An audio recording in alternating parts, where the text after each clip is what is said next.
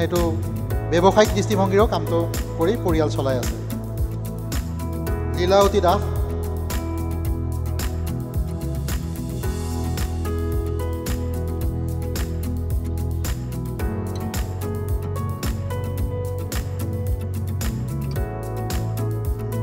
ৰীণা বনিয়া ভূঞা। সিদিনা চতিয়ালৈ আহিছিলোঁ আৰু আজি জামুগুৰিত ৰূপালী জয়ন্তী বৰ্ষ ইতিমধ্যে সম্পন্ন হোৱা এই বিহুথলীলৈ আহিছোঁ। এইবাৰ বিভিন্ন ঠাইলৈ গৈছোঁ, কিন্তু বৰ ব্যতিক্ৰম লাগিলে এটা কাৰণে, আজি ভৰ দুপৰীয়া মানুহ মুকলি সভাৰ বাবে আহিছে। আৰু আটাইতকৈ ভাল লগা দিশটো হ'ল যে ইয়াত যথেষ্ট সংখ্যক আমাৰ শিপিনীক সম্বৰ্ধনা জ্ঞাপন কৰা হৈছে। এইটো এটা ভাল লগা দিশ। এইকাৰণে ভাল লগা দিশ, আমি কথাবোৰ কৈহে আছোঁ, কিন্তু কামটো কোনোবাই কৰিব লাগিব। এই আই মাতৃসকলে কাম কৰি আছে, তেওঁলোক সম্বৰ্ধনাৰ পাত্ৰ, তেওঁলোক শলাগৰ পাত্ৰ। কিন্তু ইমানতে সীমাবদ্ধ থাকিলে নহ'ব।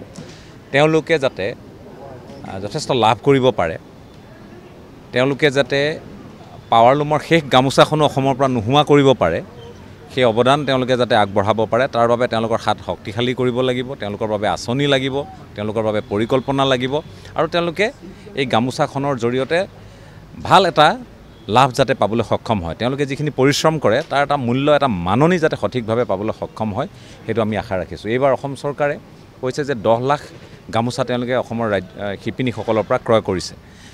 কিন্তু তেওঁলোকে বিশেষকৈ শিপিনীসকলে অকণমান আমাৰ আগত এটা আপত্তি দৰ্শাই আছিলে যে তেওঁলোকে আৰু অকণমান যদি তাত মূল্যটো পালেহেঁতেন, ধৰি লওক এখন কৰিছে 190 টকা বোধ হয়, এখন 220 টকা, গতিকে সেইখনৰ যদি আৰু অকণমান চৰকাৰে মূল্য দিয়ে, তেওঁলোকৰ তাত কিছু হ'লেও তেওঁলোকে সকাহ পায়। গতিকে এই বিহুৰ থলীৰ পৰাই আমি সেইটো চৰকাৰৰ প্ৰতি আহ্বান জনাইছোঁ।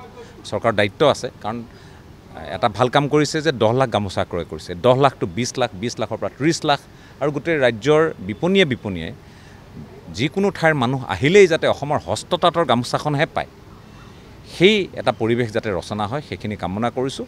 আৰু জামুগুৰিৰ শিপিনীসকলৰ পৰাই এই বাৰ্তাটো যাওক, সেইটো আমি আশা কৰিছোঁ। ধন্যবাদ। স্মৃতিগ্ৰন্থ উন্মোচন আৰু মূল সভা এখন গাম্ভীৰ্যপূৰ্ণ সভা হৈছে, যিখন সভাত আমাৰ ঢেকীয়াজুলি অমীয় কুমাৰ দাস মহাবিদ্যালয়ৰ অধ্যক্ষ ডাঙৰীয়া স্মৃতিগ্ৰন্থ উন্মোচন কৰিলে, আৰু অসমৰ যুৱ সাংবাদিকৰ এক বিশেষ স্থান দখল কৰা, অসমৰ ৰাইজৰ হৃদয় জয় কৰিবলৈ সক্ষম হোৱা আমাৰ ৰাজদীপ বাইলুং বৰুৱাৰ মুখ্য অতিথি হিচাপে অংশগ্ৰহণ কৰি যিখিনি বাস্তৱসন্মত চিন্তাৰে তেখেতে বক্তব্য আগবঢ়ালে যে অসমৰ ভৱিষ্যত বা অসমৰ ঐতিহ্য পৰম্পৰা, এই কথাবিলাকৰ লগত সংগতি ৰাখি এক সুন্দৰ বক্তব্য তেখেতে, যে জাতীয় প্ৰেম জাগ্ৰত কৰি অসমীয়া জাতি যাতে শক্তিশালী হয় তাৰ ওপৰত উদ্দেশ্যে তেখেতে যিখিনি সুন্দৰ বক্তব্য প্ৰদান কৰিছে।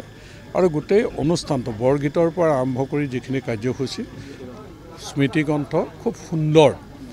এই আমাৰ জামুগুৰি বহাগী যি মেলা সমিতিখনে এই ৰূপালী জয়ন্তী বৰ্ষৰ আজি প্ৰথম দিনাৰ কাৰ্যসূচী, পতাকা উত্তোলন, আমাৰ শ্বহীদ তৰ্পণী, গেট উন্মোচন, তাৰপিছত আজি এই স্মৃতি গ্ৰন্থ উন্মোচন মূল সভা সুন্দৰকৈ হৈছে।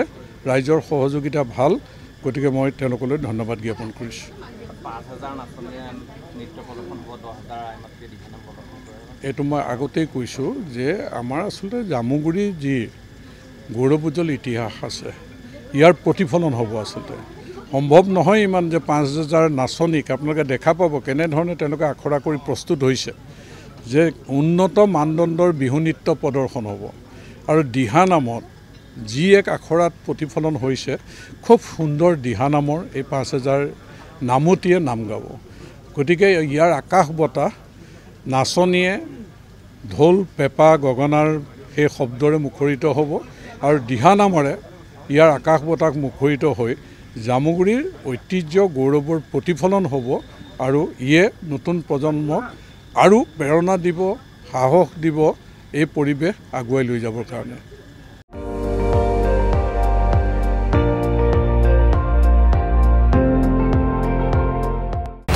আপুনি চাই আছে ND24, সৰ্বশ্ৰেষ্ঠ নহয় সৰ্বোত্তমৰ দৌৰ।